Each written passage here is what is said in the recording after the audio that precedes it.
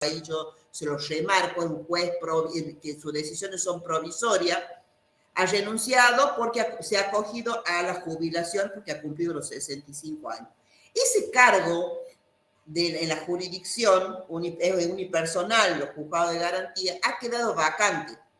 En virtud de la vacancia se llama concurso, pero se llama de acuerdo a los procedimientos de la ley, a la ley de concurso, pero también conforme a los artículos 211, 212 de la Constitución de la provincia, donde establece una serie de requisitos para poder ser, para concursar y para poder ser elegido en el concurso de antecedente y oposición para poder ocupar los cargos de juez. Se concursan los cargos para poder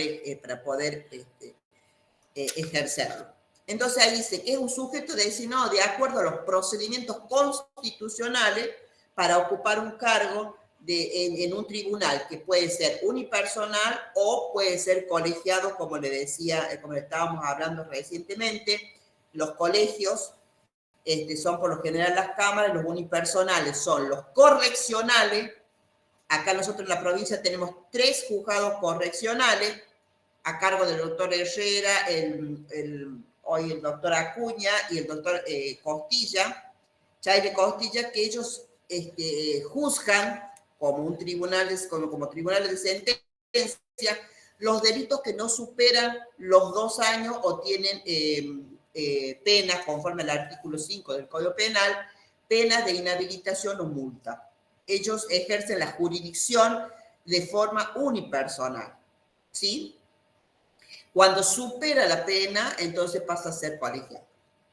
Supera 5 años, perdón, 5 años dije, ¿no? O 2 años, perdón, 2 años, 5 años, o sea, no puede superar los 5 años, me equivoqué, menos mal que está acá el doctor Pedro. Bueno, entonces, hablando de los colegiados, dice previamente, dice el concepto, instituido por la ley. ¿Qué quiere decir previamente instituido por la ley ese tribunal? Quiero que lo entiendan porque a veces no saben responder cuando se les pregunta por qué un tribunal tiene que estar previamente instituido por la ley. Todos los órganos judiciales, o sea, todos los juzgados, las cámaras, se crean por ley. Y los crea, obviamente, el órgano encargado es los legisladores. Son ellos los que proponen, se estudia en comisión, cuando hace falta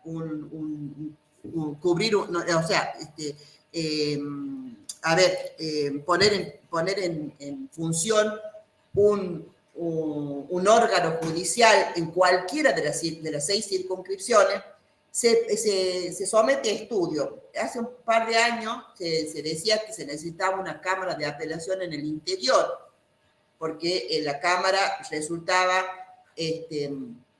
con poca capacidad de resolución, la que tenemos en capital, y se creó por ley la Cámara de Apelaciones en el interior, que todavía no está funcionando.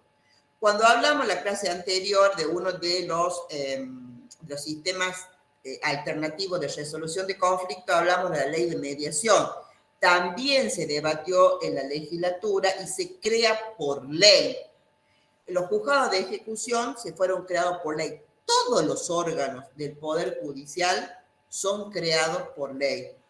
Cada órgano tiene una ley de creación. El juzgado de ejecución penal, por ejemplo, el que ocupo mi cargo, está creado por la ley 4991. Entonces, cada fiscalía, cada juzgado, cada defensoría tiene su ley de creación. Por eso, cuando analizamos en el juez, dice, es un sujeto designado de acuerdo a los procedimientos constitucionales, estamos hablando que la Constitución establece requisitos para ser juez. No cualquier persona puede ser juez. Tiene que cumplir esos requisitos para ocupar ese cargo en un tribunal que puede ser personal, unipersonal, pero que previamente fue instituido por la ley, ese tribunal. Porque de nada sirve que se nombre un juez si no existe el tribunal el cual, ¿no es cierto?, va a ocupar ese cargo. Sigue diciendo el concepto para juzgar categorías de ilícito de persona. que ejercita el poder jurisdiccional en un proceso concreto y que conduce controlando que se respeten los derechos individuales de las personas. O sea, ahí hay que hacer un impasse para recién decir, recién analizar por qué decide de modo provisional o definitivo sobre la existencia del hecho.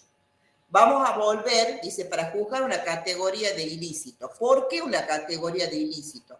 Nosotros convivimos con dos sistemas de justicia, federal y provincial. Nosotros no tenemos competencia para los delitos de trata, contrabando, delitos financieros, narcotráfico. Entonces, esa categoría de delito está reservada para el fuero federal. Entonces, cada juez, cada tribunal tiene, ¿no es cierto?, a su cargo juzgar una categoría de ilícito o persona, porque no es lo mismo juzgar un responsable por trata o por tenencia de estupefacientes que una persona que está por abuso o por violencia de género, que es de competencia provincial, conforme lo establece el Código de Procedimiento de la provincia, y no el Código Penal, sino el Código Procesal Penal de la Nación. Espero que se entienda, y si tienen alguna duda, por favor, lo preguntan, porque yo les voy explicando punto por punto el primer actor, que es el juez penal, o uno de los actores principales, más allá de su función, que es ser neutral, independiente, imparcial. Es importante que ustedes sepan cómo se lo designa, qué tribunales ocupa, o sea, qué juzgado puede ocupar, qué órgano, cómo fue instituida ese órgano que va a ocupar, que debe ser por ley. No se puede inventar un cargo para poner a una persona, tiene que estar establecido por la ley previa, y debe juzgar una categoría de ilícito que le otorgue la competencia para eso. Tiene que tener competencia para poder juzgar. Yo, como juez penal, no puedo juzgar narcotráfico, trata de personas, contrabando o delitos financieros, pero sí puedo juzgar otro tipo de delitos en mi condición de juez, si fuera un juez de competencia de juzgamiento o de mérito, como le llamamos acá. Por eso conviven en nuestra provincia y en todas las provincias y en la República Argentina dos justicias, la federal y la provincial, que se reparten no en forma ecuánime, porque nosotros tenemos la mayoría de los delitos lo tiene la justicia provincial y una categoría lo tiene la justicia federal. Espero que se haya entendido. El que no lo entienda, yo lo puedo repetir sin ningún problema. No volvemos porque falta explicar ahí. ¿Qué es lo que dice? Que conduce controlando que se respeten los derechos. O sea, nosotros todos somos jueces de garantía, todos, porque todos debemos observar y hacer observar a todo el mundo las garantías de todos nosotros, no solamente del imputado, sino de todo ciudadano, porque obviamente somos guardianes de la Constitución, todos los jueces. Entonces, tenemos que observar que no se violente ni se altere el ordenamiento jurídico, ni se violenten las garantías que le tienen acordado para todos los sujetos procesales, ya sea esenciales o eventuales. Ahí dice que conduce controlando que se respeten los derechos individuales y decidiendo de modo provisional o definitivo. ¿Qué significa de forma provisional? ¿Cuál es la jurisdicción que va a decidir de forma provisoria? En forma provisoria lo hace el juez de garantía. El juez de garantía es el que está en la investigación penal preparatoria y es el que va a equilibrar a las partes en el momento de confrontar o cuando se traba la litis entre el Ministerio Público Fiscal y el defensor, donde hay alguien que resiste. Cualquiera de las partes puede ofrecer el embate, ¿no es cierto?, del Ministerio Público. Entonces, al momento de dirimir esa cuestión que se traba entre las partes, está el juez de garantía. Pero la decisión del juez de garantía es una decisión provisoria. ¿Por qué? Porque lo que va a decidir es a los fines de sellar la primera etapa que vimos nosotros cuando comenzamos el Power, o sea, la etapa de la investigación preparatoria. El juez de garantía únicamente puede dirimir las cuestiones que se someten a su conocimiento por las partes. Nada más. Ya lo van a ver cuando veamos prisión preventiva, oposiciones, van a ver cuál es el rol de ese juez que actúa de forma provisoria y está únicamente, que les quede bien claro, en la IPP, Investigación Penal Preparatoria. Después no lo vemos más al juez de garantía. Cuando dice decidiendo de modo provisional o definitivo, ahí entramos nosotros con la jurisdicción unipersonal o colegiada, ya en la segunda etapa del proceso, que es en el juicio o debate. Porque ahí se va a tomar en forma definitiva una decisión, ya sea, puede ser, podemos también en la intermedia que hay entre la investigación, que ya lo van a ver, y el debate, puede también dictarse un sobreseimiento, que no se dictó, por ejemplo, en la investigación penal preparatoria, pero eso lo va a tomar el juez de cámara, o sea, el juez en la jurisdicción colegiada o la jurisdicción unipersonal, que va a decidir también en un juicio donde la condena no va a superar los 5 años. Espero que se entienda, si no volvemos a repetir quién hace tal y cual cosa. ¿Se entendió? Sí, profe. Bueno, sí, profe. Bueno, cualquier duda, preguntan. Bueno, vamos a ver. Entonces dice, para que decida de forma provisional o definitiva sobre la existencia del hecho que se le atribuye al acusado y la participación punible. Porque en esas dos etapas, nosotros lo que tenemos, o sea, lo que se investiga es que haya existido el hecho. Y la otra, cómo nosotros relacionamos al acusado con ese hecho. Eso es lo importante. Entonces, esa decisión que va a tomar el juez en forma provisional en la investigación penal preparatoria o en el juicio, se tiene que relacionar directamente, inexorablemente, sobre la existencia del hecho que se le atribuye al imputado o acusado, como ustedes lo quieren llamar, y la participación de él en ese hecho. Bueno, espero que a ver, lo que dice Caferata en eso, yo se lo trato de explicar de forma bien desmenuzada para que a ustedes no les quede duda en el caso de alguna pregunta que le puedan hacer el tribunal al momento de rendir. Por eso está bueno que ustedes vayan armando después y van anotando qué significa cada paso de esto, de este análisis de lo que es el juez penal. Ahí habla el programa, habla de las aclaraciones, también vamos a hacer unas aclaraciones, en realidad lo habla Caferata y dice que el ejercicio de la jurisdicción corresponde siempre a los tribunales del Poder Judicial. ¿Ustedes escucharon alguna vez, dice, la policía no tiene jurisdicción ahí?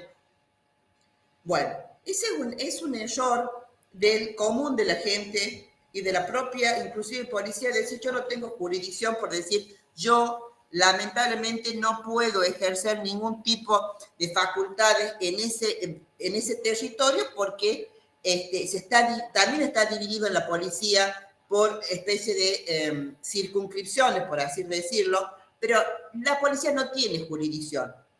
Y también el fiscal no tiene jurisdicción. El fiscal, la policía, los únicos que tienen jurisdicción y están investidos de jurisdicción son los jueces y pertenecen al Poder Judicial, ya sea provincial o nacional. Nadie más tiene jurisdicción. Dice, hay también es muy común que ustedes escuchen cuando el Ministerio de Educación dice, porque las distintas jurisdicciones, pero bueno, lamentablemente se habla así, pero no corresponde. Dice, también dice que está integrado por persona, obviamente la jurisdicción está integrada por persona, tiene un carácter representativo, ¿por qué? Porque representan el poder punitivo del Estado, representan el poder de decisión sobre una cuestión específica que la ley le ha otorgado. Son depositarios de poderes, dice, excepcionales sobre sus semejantes. ¿Por qué excepcionales? Porque los jueces, al tener jurisdicción y competencia, en el caso de un juez penal, en el caso de garantía, o sea, no puede inmiscuirse en la cuestión civil, no puede inmiscuirse en una cuestión administrativa. Las decisiones son de acuerdo a lo que la ley le acuerda. Por eso son excepcionales sobre los semejantes. Tampoco puede hacer abuso de poder, siempre dentro de la ley. Por eso son depositarios de poderes excepcionales sobre sus semejantes. Semejantes son los ciudadanos, de conocimiento y decisión en la comisión de delito y para la aplicación del Código Penal, de juzgar, penar o de no hacerlo en el caso que no corresponda. No puede ejercer una facultad que no esté prevista en la ley. Ningún juez. Yo no puedo ir a intervenir en la provincia de La Rioja, en Tucumán, por más juez que sea. Yo tengo competencia, yo soy un juez de la provincia de Catamarca, no de La Rioja. Entonces, el poder excepcional que me ha otorgado el ciudadano a través de la selección en el concurso que he rendido es únicamente para ejercer como juez penal, en cualquiera dentro del fuero penal. Puedo intervenir como juez de garantía, puedo intervenir como juez de mérito en Cámara y como juez de ejecución, pero dentro de la provincia de Catamarca y dentro de la justicia provincial. Por eso ustedes por ahí me van a ver que estoy a cargo del juzgado de garantía en la feria, estoy a cargo del régimen penal juvenil, estoy en un tribunal de sentencia integrando una cámara, porque los jueces tenemos nosotros, por el orden de la subrogancia, podemos hacerlo dentro del ámbito, en mi caso, penal, y los jueces civiles en el ámbito civil. Es designado de acuerdo a los requisitos y procedimientos constitucionales, por eso se aclara, yo eso lo hablamos recién, 110 de la Constitución Nacional, 211 y 212 de la Constitución Provincial, o sea, no me pueden designar de oído o porque les guste, no, hay un procedimiento conforme dice la Constitución de la provincia. Espero que se haya entendido, de todos modos todo queda ahí. Dice, los jueces tenemos atributos. O sea, dice, con respecto a la persona de los jueces, dice, se exigen ciertas condiciones. ¿Por qué se le exige ciertas condiciones? O sea, no puede ser cualquiera, tiene que ser una persona que realmente reúna esas condiciones para garantizar a los ciudadanos que el ejercicio tan significativo poder sea imparcial. O sea, por esa razón se habla de atributo y tiene que estar ajustado al derecho constitucional y sustantivo como es el Código Penal y procesal. Y tiene que estar despojado de todo atisbo de arbitrariedad. Eso lo dice el artículo 8 de la Corte del Pacto de San José de Costa Rica, que tenga independencia. Y la idoneidad que nos dice también el artículo 16 de la Constitución Nacional, que el único, o sea, que es uno de los más importantes donde habla de la idoneidad para ocupar un cargo. Y la independencia propia, ¿no es cierto?, de todo Estado debe tener independencia, no solamente la independencia de los poderes, sino el juez debe ser independiente, debe ser idóneo en sus facultades, en su cargo, y debe ser imparcial. Eso garantiza al ciudadano realmente como justiciable de que se va a resolver o se va a dictar una sentencia conforme a los derechos que le asisten, nacionales e internacionales. Espero que se haya entendido y de todos modos les dejamos ahí para que ustedes puedan saber cuáles son los atributos que son la imparcialidad, la independencia y la idoneidad. No les puse que está en el artículo 16 de la Constitución Nacional, pero es importante que ustedes después lo anoten y para que recuerden. Para todos los cargos se necesita ser idóneo, no solamente para ser juez, ¿no? Para todos los cargos debe ser idóneo. Bueno, de todos modos, acá hablamos de la imparcialidad, como su nombre lo indica, consiste en no ser parte, o sea, yo no puedo ponerme del lado del fiscal o del lado del defensor. Yo como juez tengo que escuchar a las partes y de acuerdo a lo que realmente pueda valorarse de lo que ellos dijeron, llegar a una decisión, siempre respetando las garantías constitucionales del sujeto, ya sea del imputado como también así de la víctima, y cuál, ¿no es cierto?, han sido los elementos que han podido exhibir las partes y que me puedan llegar a mí a convencer quién es el que tiene razón. Entonces, la imparcialidad, como su nombre lo consiste en no ser parte, es decir, yo no tomar partido por ninguna de las partes, sino que tiene que ser libre, ajeno a intereses, libre de prejuicio, no sea hacia a favor o en contra de los hechos que deben juzgarse.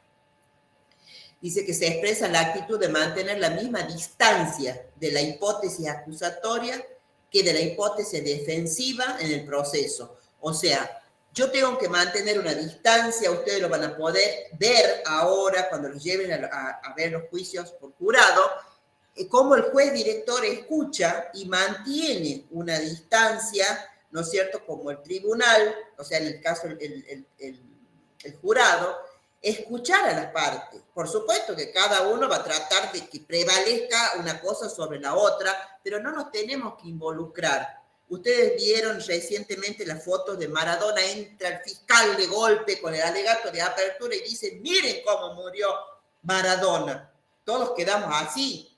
Pero el juez debe despojarse de esa sorpresa que lleva al fiscal y empezar a escuchar también a las demás partes y no contaminarse con lo que pueda llegar a decir el Ministerio Público Fiscal en su rol de representante de los intereses sociales y poder, ¿no es cierto?, por supuesto que lo hace para poder impresionarlo al jurado, pero nosotros no tenemos que perder el punto de vista.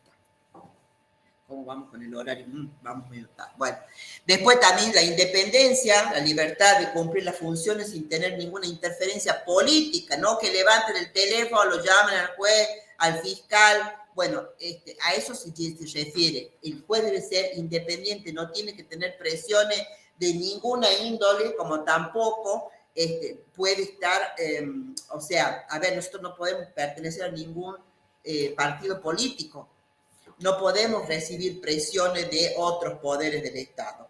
Pero ella no es un privilegio, no es un privilegio del juez la independencia, es una garantía para los ciudadanos.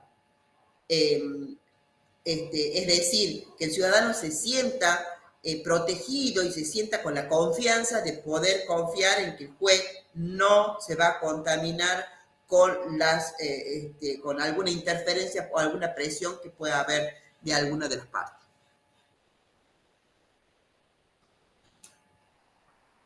Bueno, hay una doble independencia ahí que es la externa.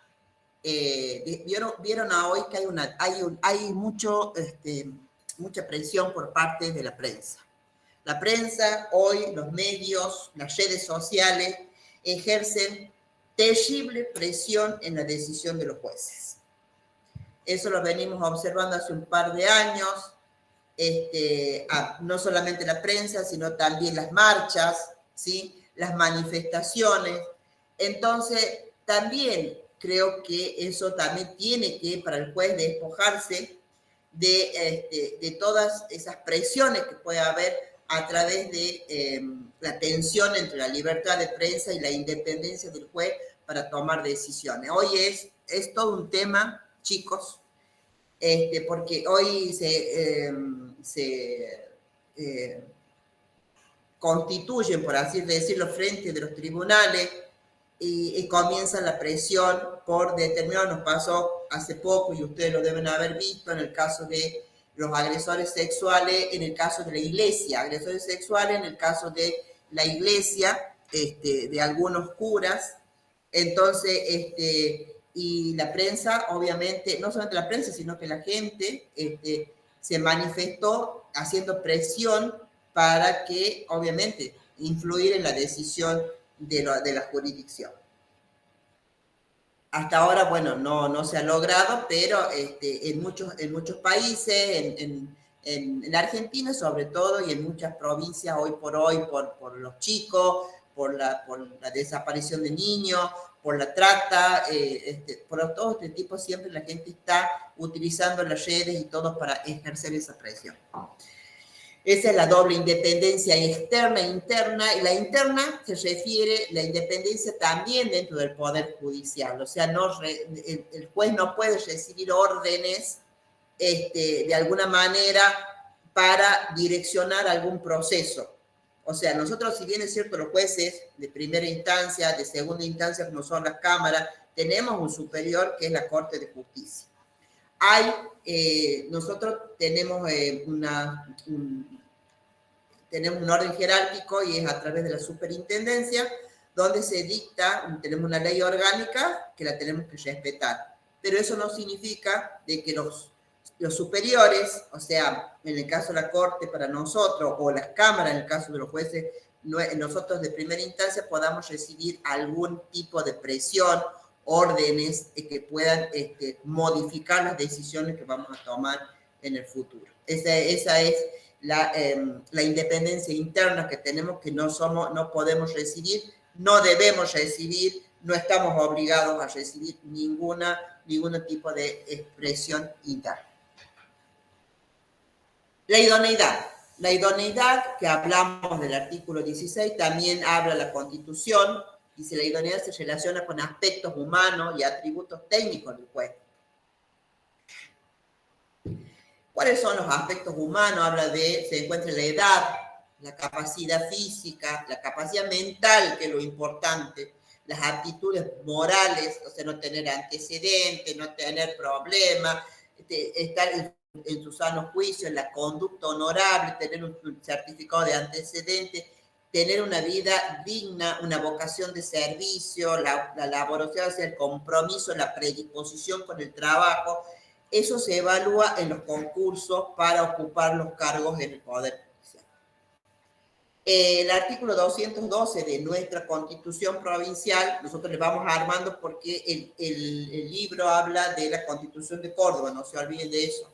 El artículo 212 de la Constitución de la provincia habla de cuáles son los requisitos. 30 años tiene que tener para ser juez, 8 años de profesión, la idoneidad técnica, que tenga conocimiento, dice, o sea, que el juez sea abogado, salvo obviamente los jurados, en la ley de enjuiciamientos por jurado no se necesita, son legos.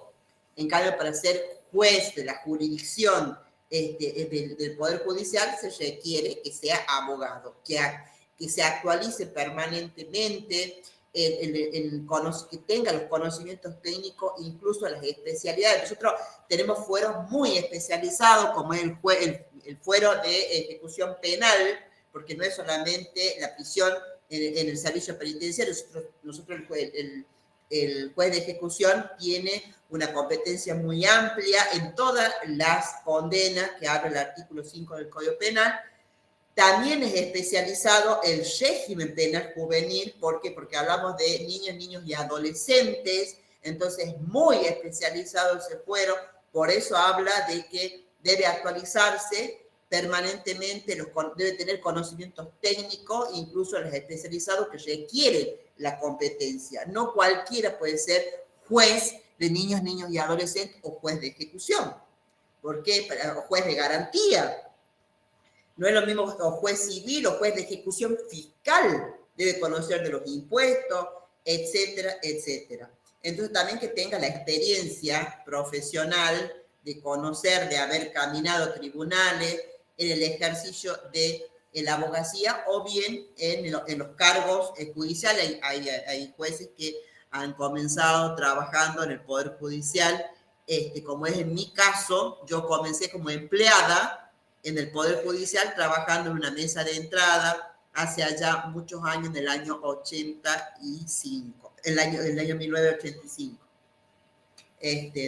Así que, bueno,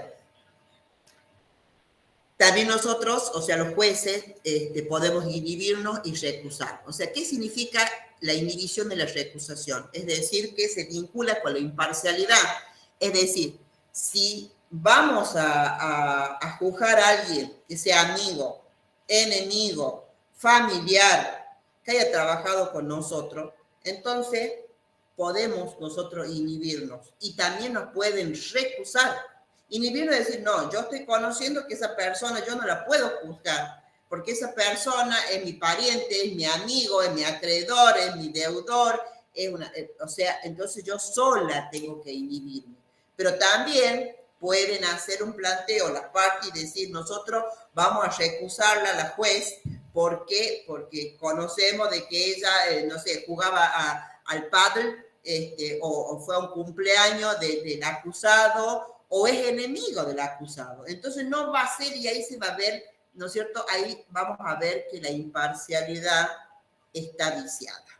Entonces la imparcialidad que decir es que el juez no esté vinculado con ninguna de las personas que encarnan o representan los intereses que se enfrentan en el proceso. Es decir, la víctima, el imputado, no puede entonces estar vinculado el juez, porque ya dejaría de ser imparcial, por ninguna relación de tipo personal, etcétera, parentesco, enemistad, haber actuado antes como defensor, porque puede haber sido, yo me tuve que inhibir porque fui fiscal muchos años. Entonces la ejecución de la pena, yo no puedo ejecutar la pena cuando yo los he mandado o los he acusado para que estén hechos cumpliendo una condena. No sé si se entiende. ¿Se entiende?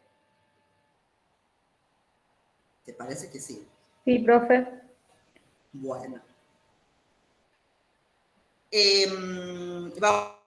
Jurado lo va a dar el doctor Soria, con el doctor Pedro, en la bolilla que corresponde de juicios por jurado. Así que vamos a pasar al punto del Ministerio Público, que es el punto 3.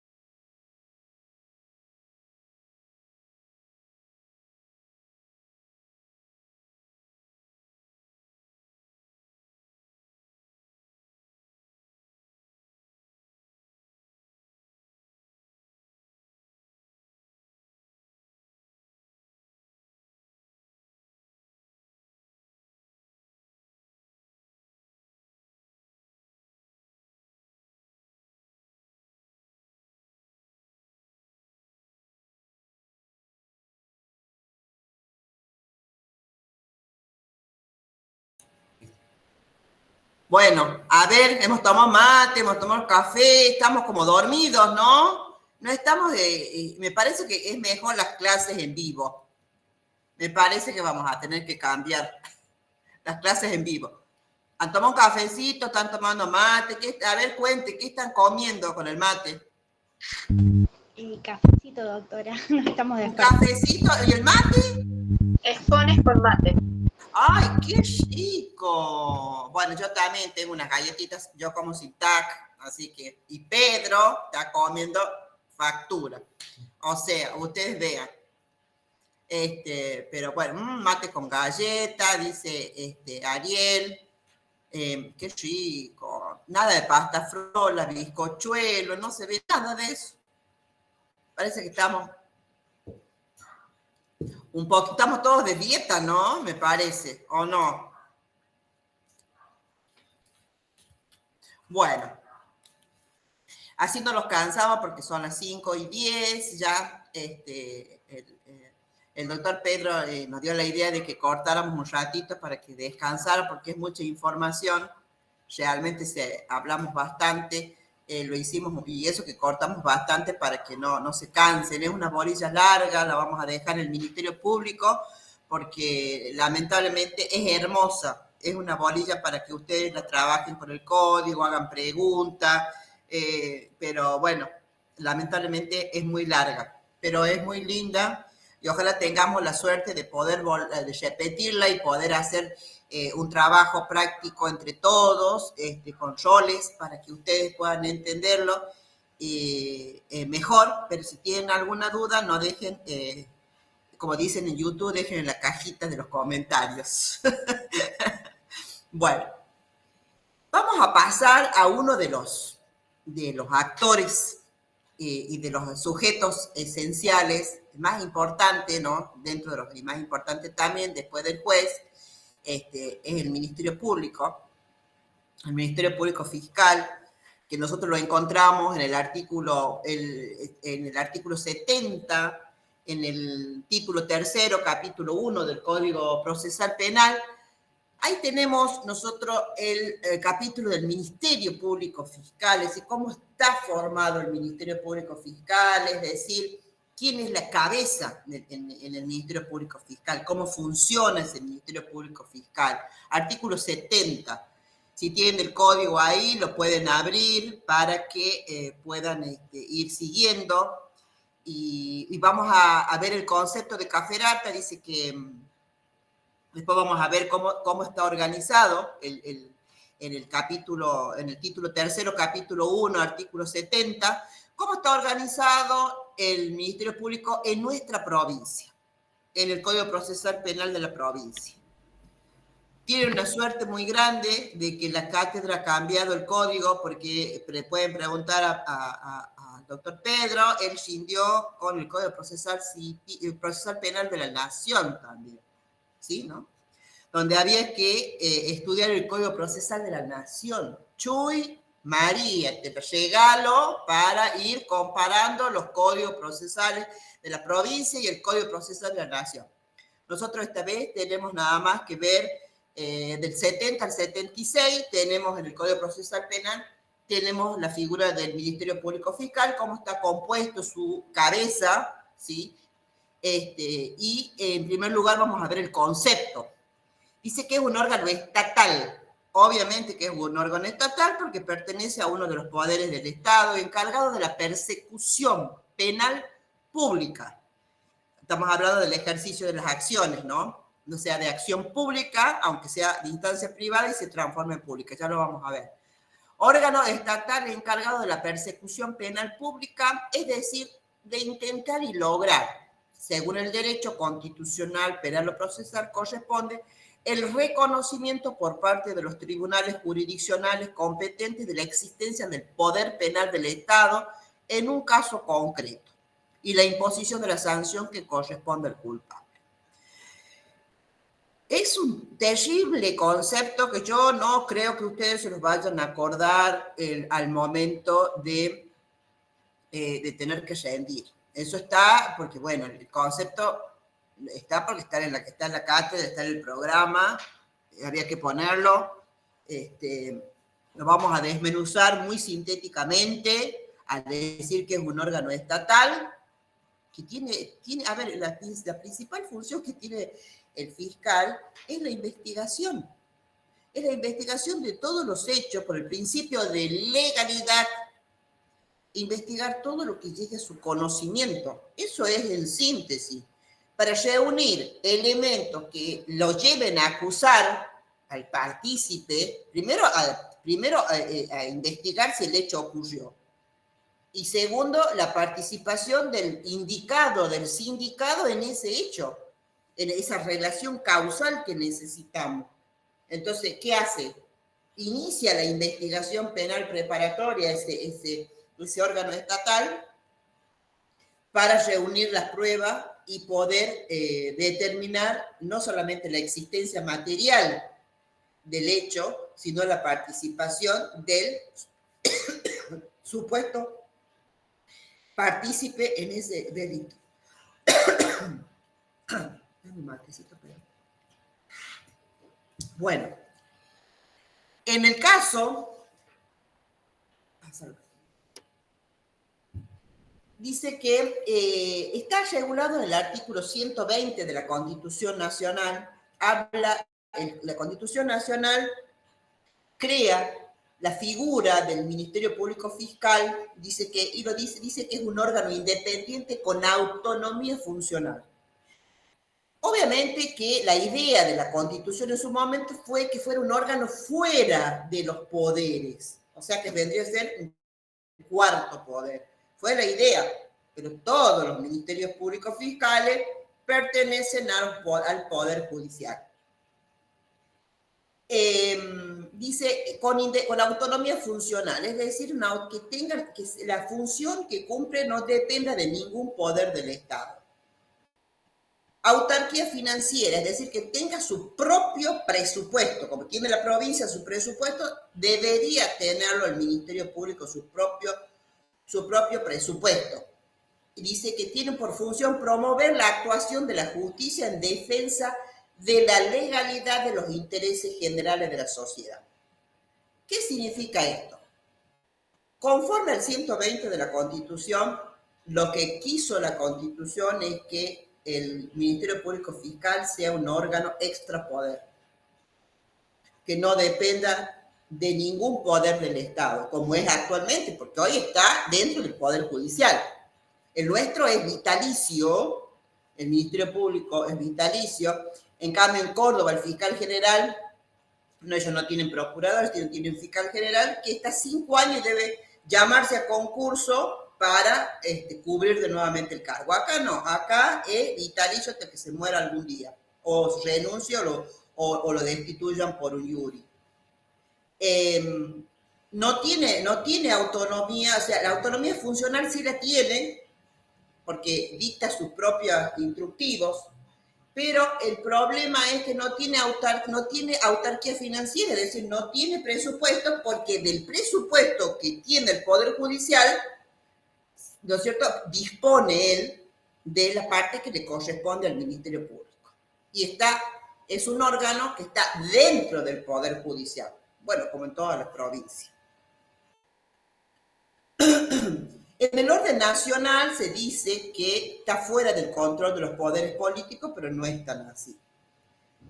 Nosotros acá se llama concurso, salvo el cargo de procurador, que ustedes lo van a ver en el artículo 70, que el procurador, ¿no es cierto?, es el jefe. Acá tenemos un procurador jefe, que es el jefe de los fiscales, el procurador general. Pero él es elegido, en definitiva, elegido por el gobernador.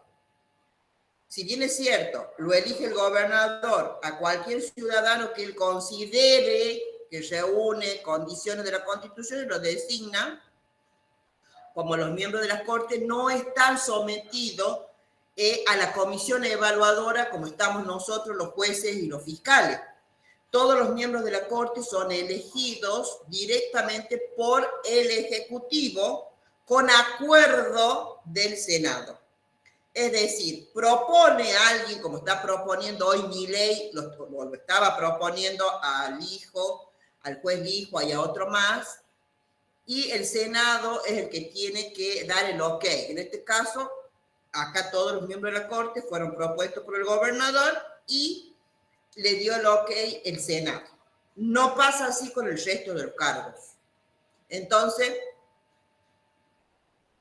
no existe esa independencia fuera de control de los poderes de los políticos en el caso de las provincias. Córdoba y Catamarca, como les puse acá por el código, por el libro, pertenecen al Poder Judicial. En Córdoba dura 5 años y en Catamarca vitalicio. Es el cargo del Ministerio Público Fiscal. Bueno, ¿qué significa la objetividad, el principio de objetividad? Es decir, el Ministerio Público Fiscal es un órgano representante de los intereses de la sociedad. Si bien es representante de los intereses de la sociedad, el Ministerio Público, no es menos cierto que él representa a todos, no solamente a la víctima, sino también al imputado. Es decir, que él, al momento de iniciar la investigación penal preparatoria, al ordenar la investigación penal preparatoria, él no debe olvidar el principio de objetividad que debe tener en esa investigación. ¿Y por qué les digo esto? Porque él debe reunir pruebas para dar bases a la acusación o bien para solicitar el sobreseimiento de esa persona o solicitar el archivo de las actuaciones porque esa persona no cometió el hecho por el cual ha sido sindicado. Entonces, no por el solo hecho de ser fiscal, sino lo voy a acusar y después que vayan a juicio y que ahí lo absuelva. No. Él tiene que aplicar el principio de objetividad porque él representa a toda la sociedad. Llámese víctima, llámese imputado, representa hasta los animales, por la ley de protección de los animales. Así que mire tamaña responsabilidad de este sujeto esencial. Por eso dice, para cumplir con la exigencia constitucional de legalidad del 120, los fiscales tienen que respetar los derechos del ciudadano garantizados por ella y ser objetivo en su actuación persecutoria. ¿Qué deben procurar? La verdad sobre la acusación que preparan o sostienen y ajustarse a las pruebas sobre ella. Es decir, si hay prueba para acusar, va a acusar, pero si hay pruebas para sobreseer o para desvincular a esa persona y pedir el archivo de las actuaciones, lo tiene que hacer por ese principio, sin atender a órdenes, sugerencias, presiones de ninguna autoridad o factor de poder, incluyendo su propia estructura orgánica. Ni siquiera el propio procurador o su jefe, el fiscal general, puede influir en las decisiones que puede tomar el Ministerio Público Fiscal. Si bien es cierto, él no rige para él el principio de la imparcialidad porque no es jurisdicción, sí tiene que, para él rige el principio de objetividad. Para el juez, principio de imparcialidad. Para el Ministerio Público Fiscal, el principio de objetividad. Por eso les anoté y les puse que él puede solicitar el archivo, el sobreseimiento, la absolución del imputado, incluso interponer recurso a su favor. ¿Sí? Ahí les dije que en el artículo 70 habla, ¿no es cierto?, de cómo el orden jerárquico, o sea, ¿quién es el procurador? El procurador es justamente el juez, es el jefe de los fiscales.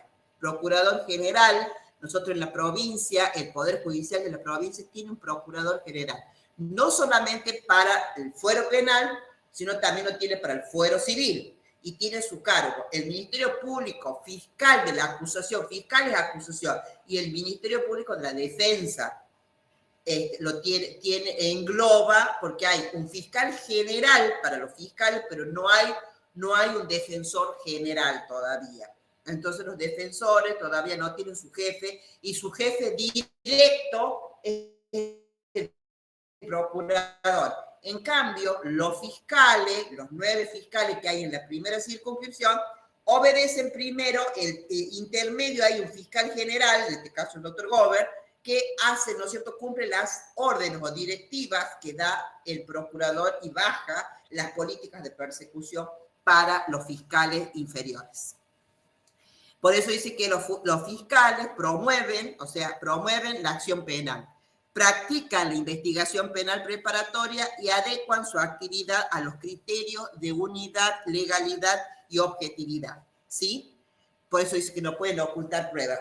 Mírenlo, está en el artículo 70, va del 70 al 76, todo lo que se hace referencia al Ministerio Público Fiscal y lo pueden ir contemplando con lo que estamos hablando al momento de hacer sus apuntes.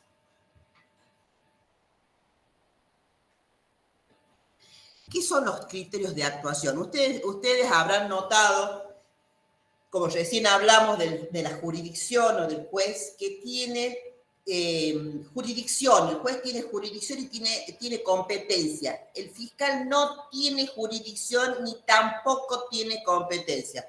Ojo con eso, que es una pregunta de examen. Y muchos dijeron que sí, que el fiscal tiene competencia. En la competencia en la materia la puede tener, porque hay fiscales, obviamente que hay fiscales que tienen competencia en lo penal y competencia en lo civil, hay fiscales civiles.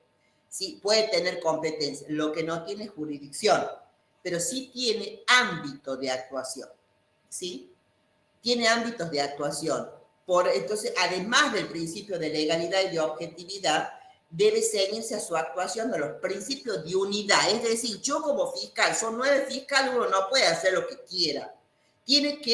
Se rige por ese ámbito de actuación, que lo que hace uno debe hacer todo. ¿Pero por qué? Por las políticas de persecución, por las políticas de persecución, los reglamentos necesarios y los instructivos del procurador, que baja hacia todos los fiscales inferiores a través del fiscal general. El organigrama, no sé si se lo subimos al Classroom del Poder Judicial, si no ya se lo va a subir el doctor Pedro, o lo pueden buscar en la página del Poder Judicial para que ustedes vean el orden jerárquico y puedan realmente seguir esta clase con respecto a los criterios de actuación. ¿Por qué los criterios de actuación son importantes? Porque justamente la unidad de actuación hace que los fiscales puedan respetar una línea de trabajo y una línea de criterios, ¿sí? Por eso dice, además de los principios de legalidad, que ya lo analizamos en la segunda, en la bolilla 2, que debe investigar todos los delitos que llegan a su conocimiento, y de objetividad, que debe ser objetivo al momento de recolectar la prueba y de investigar, además se le agrega el criterio de actuación. Debe ceñirse su actuación a los principios de la unidad de actuación del Ministerio Público, que es único y está representado por cada uno de sus integrantes en cada acto que realiza. Y de la dependencia jerárquica. ¿Qué significa la dependencia jerárquica? Debiéndose acordar a su máxima autoridad la atribución de fijar los criterios generales. Entonces, ¿qué pasa? Tiene que respetar lo que el fiscal lo dice en el artículo 70 del Código Procesal Penal, dice cuáles son, ¿no es cierto?, las políticas de persecución que va a bajar el procurador a través del fiscal general para que se aplique los criterios de actuación. Por eso se los instruye a través de eso. Por ejemplo, el procurador dicta reglamento y se llama instructivo. En cambio, la jurisdicción nosotros recibimos a través de los jefes nuestros, que es la Corte baja instructivos, o sea, no baja instructivo, baja reglamento a través de acordada para los jueces. Y el procurador general baja las políticas de persecución a través de reglamento y instructivos. ¿Sí? La regulación en Catamarca, dice, no, nuestra provincia lamentablemente no cuenta con una ley, el Ministerio Público Fiscal no cuenta con una ley orgánica, dice que se está trabajando yo ya hace 20, 30 años que estoy, y todavía no hay ley orgánica del Ministerio Público Fiscal, hay ley orgánica únicamente del Poder Judicial. Dentro del título tercero, yo se lo anoté ahí, que hay funcionarios del Ministerio Público, cómo está compuesto, y habla del artículo 45 que dice, procurador preside el Ministerio Público sobre el que ejerce superintendencia. Es todo lo que dice la ley orgánica del Poder Judicial, porque no hay ley que regule el Ministerio Público en Catamarca. En Córdoba tienen ley del Ministerio Público, tienen su ley, como tenemos nosotros la ley orgánica, los jueces. Bien, en el capítulo 3 tenemos, corresponde, dice, los fiscales de los tribunales inferiores. Corresponde a los fiscales de los tribunales inferiores, dice, continuar ante los respectivos tribunales de intervención de los agentes fiscales de primera instancia, representar y defender la acción pública, asistir a los acuerdos de carácter administrativo de la Cámara y tribunales, reemplazar al Procurador General de la Corte cuando estuviera legalmente impedido, ejercer las demás funciones que les compete por los códigos, proponer el nombramiento de los empleados de sus despachos y asistir a las visitas de cárcel. Bueno, eso está en el artículo 47. No, 47. El artículo 47 habla que cuáles son, en definitiva, las facultades de los fiscales. ¿Sí? Eso se lo dejo para que ustedes lo puedan estudiar, no es demasiado difícil, dice la intervención de ellos. En la primera instancia significa en la investigación representar y defender la acción pública ante los tribunales de su fuero, es decir, que pueden ser convocados en los tribunales, por ejemplo, los jueces de primera instancia, que son los 9 fiscales, pueden subir a la Cámara y coadyuvar, ayudar al fiscal de Cámara cuando una causa es compleja y haya intervenido ese fiscal en la investigación del caso. Asistir a los acuerdos de carácter administrativo de la Cámara y tribunales de sentencia. Bueno, en esa cuestión no estoy de acuerdo, pero bueno, lo dice así. Reemplazar al Procurador General de la Corte cuando estuviera legalmente impedido o con licencia, en este caso el que reemplaza al Procurador es por un orden. O sea, si no está el Fiscal General, van los fiscales de Cámara, ¿sí? Así es el orden. Viene el Procurador, Fiscal General, fiscales de Cámara, que son 3, y de ahí vienen los fiscales correccionales, y por último los fiscales, 9 fiscales que son inferiores, que son los encargados de la investigación penal preparatoria. En ese orden de subrogancia, en el caso de ausencia, licencia, enfermedad, pero bueno, no se pueden enfermar todos, entonces nunca va a llegar un fiscal de última instancia, reemplazarlo al procurador, porque hay muchos antes en el orden jerárquico para reemplazarlo.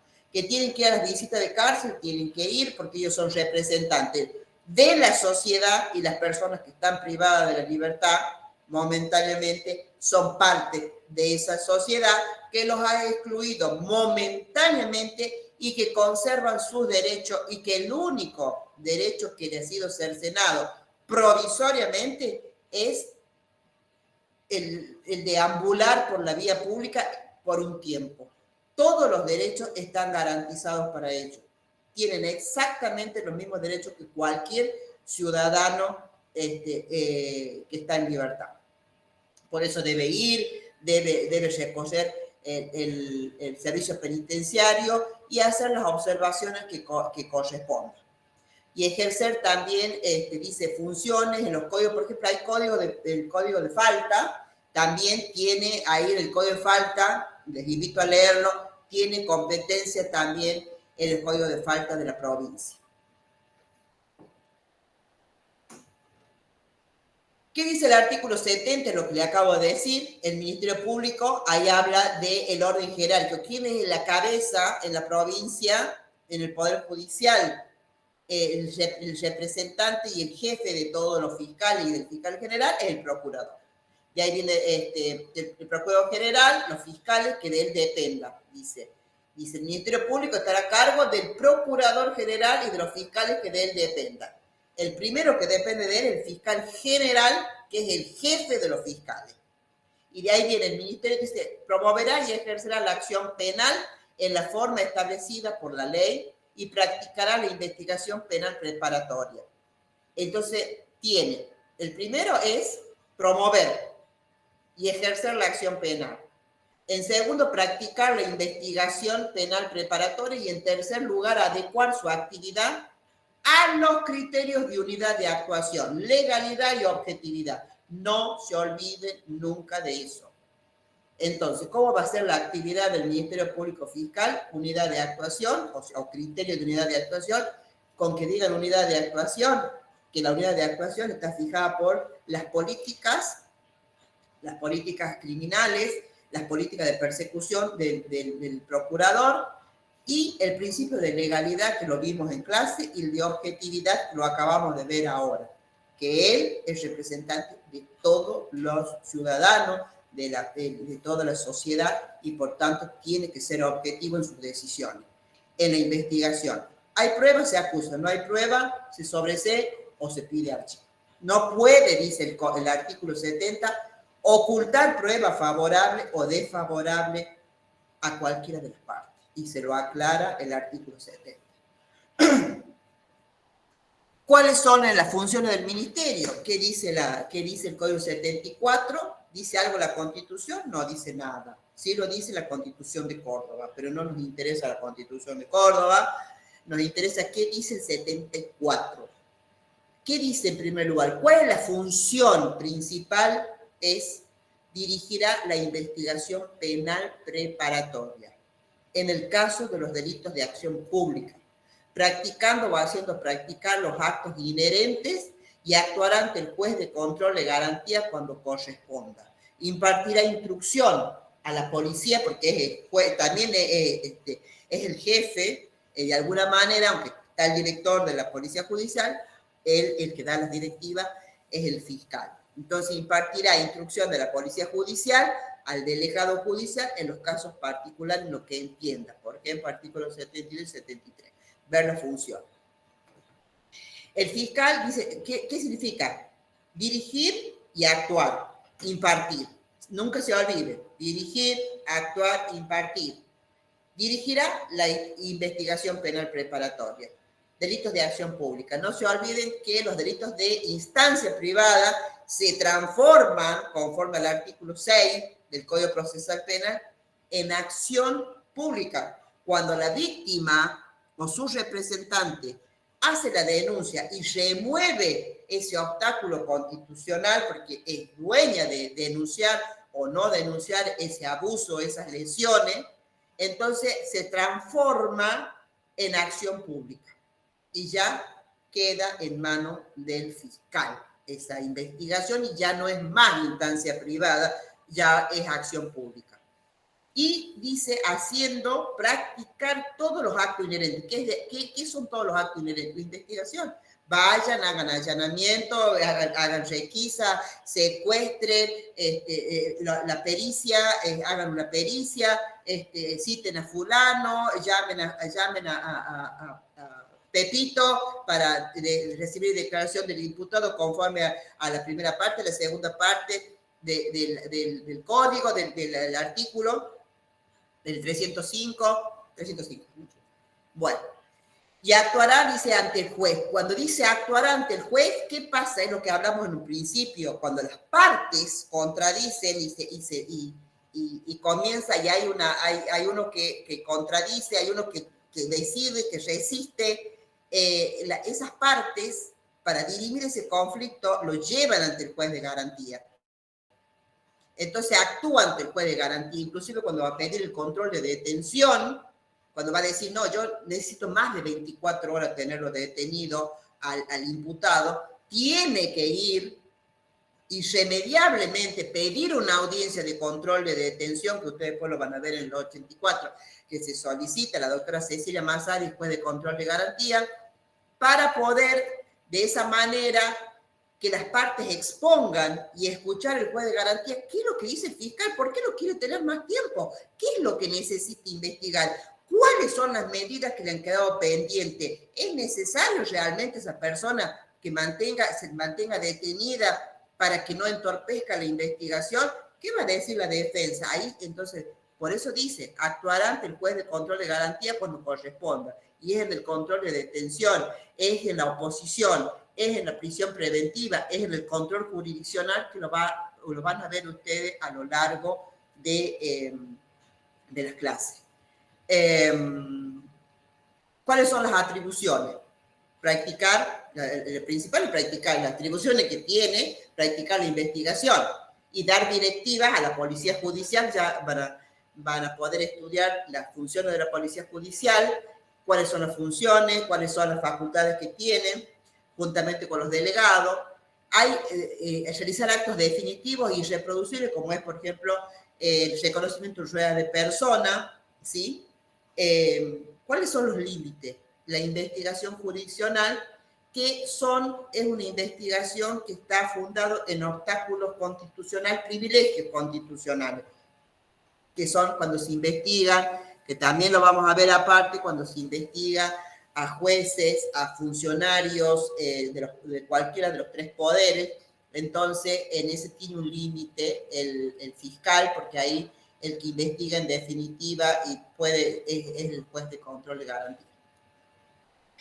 ¿Qué control ejerce? El control jurisdiccional, es decir, también interviene en el control jurisdiccional, en las oposiciones, solicita el allanamiento, las medidas de coerción, como la detención, incomunicación. Entonces, tiene esas atribuciones, pero siempre con la mirada del juez de garantía. O sea, el control jurisdiccional, que lo van a ver adelante, se los nombramos para que ustedes tengan una idea, no vale la pena poder explicar ahora porque todavía no vieron medida de coerción, la van a ver con nosotros, entonces no viene al caso que se pongan ahora a estudiar control jurisdiccional. Lo mismo en las oposiciones. La oposición es cuando la defensa o el fiscal no está de acuerdo con lo que dice la defensa. Yo quiero que se llame a la tribuna de Boca que estuvo el día tanto, y el fiscal dice, no, ¿por qué se va a llamar a toda la tribuna cuando realmente la prueba, o sea, realmente es abundante y necesaria? Llamar a 3 personas y no, que yo quiero. Entonces, esa oposición, esa tonterita, va a llegar al juez de garantía para que decida qué hacer con ese problema que han causado las partes. Bueno, la policía judicial, eso ya es el punto 4. No los queremos cansar, pero se los dejamos para que los lean. Eso lo va a dar el doctor, lo va a dar Oxford. Va a dar el doctor Palacio, él trabajó como delegado, entonces le va a dar ese punto de la policía judicial. Y con respecto a los sujetos eventuales, que estamos hablando del querellante, el actor civil, que es hermoso ese tema, es un tema muy lindo, el querellante, el actor civil, el civilmente demandado, lo va a dar el doctor Pedro, y bueno, con eso estaríamos finalizando y tenemos el imputado, ¿sí? Otro, como sujeto, ¿dónde está? Está ahí. Bueno, como sujeto, uno de los sujetos, obviamente, más importante es el imputado. Obviamente, si no hay imputado, no tenemos proceso. O sea que no hay forma de que aparezca un proceso si nosotros no tenemos imputados, ¿sí? Bueno, nosotros lo tenemos, nosotros creo que no lo pusimos ahí, no está en el Power, pero está dentro del programa.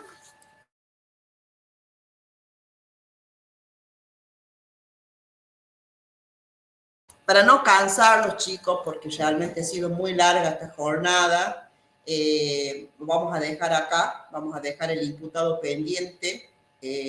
Los invito también a que vean en el Pacto de San José de Costa Rica qué dice acerca del imputado, ¿sí? y vamos a verlo de forma más detallada, porque les comento que en confianza, que no se filtre, es un tema favorito en el parcial para el doctor Sol. Así que lo vamos a ver detenidamente. El Ministerio Público es muy importante para él, como así también el imputado, ¿sí? Así que eso merece que lo veamos con calma. Así que seguramente la próxima clase lo vamos a preparar en detalle para que ustedes lo puedan estudiar directamente del apunte que nosotros les vamos a enviar. Así que, bueno, muchas gracias por acompañarnos esta tarde en un jueves muy religioso.